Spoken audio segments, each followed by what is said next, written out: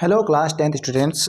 Today we learn reflection of light in plane mirror यानी समतल दर्पण में प्रकाश का परावर्तन कैसे होता है वो हम पढ़ेंगे।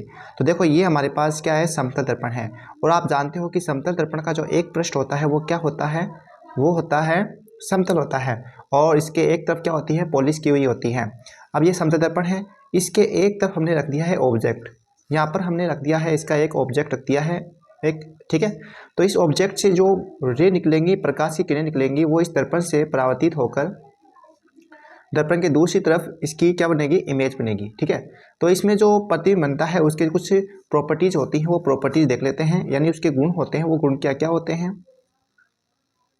तो इसकी फर्स्ट प्रॉपर्टी होती है कि समतल दर्पण में जो प्रतिबिंब बनता है वो हमेशा क्या होता है, वस्तु के बराबर होता है। जैसे मान लो ये 5 फीट है तो ये भी क्या होगी, 5 फीट होगी।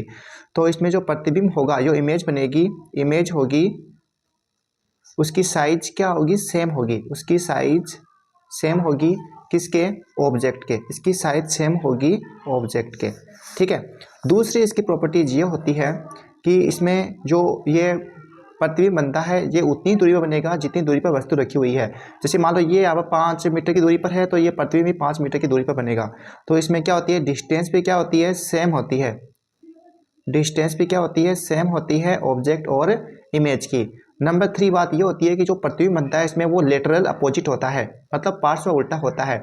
इस प्रतिबिंब से वस्तु का दायां इस तरफ बायां दिखाई देगा, इस वस्तु का बायां इस तरफ दायां दिखाई देगा। यानी क्या होता है, लेटरल अपोजिट होता है। लेटरल अपोजिट होता है यानी पार्श्व उल्टा होता है।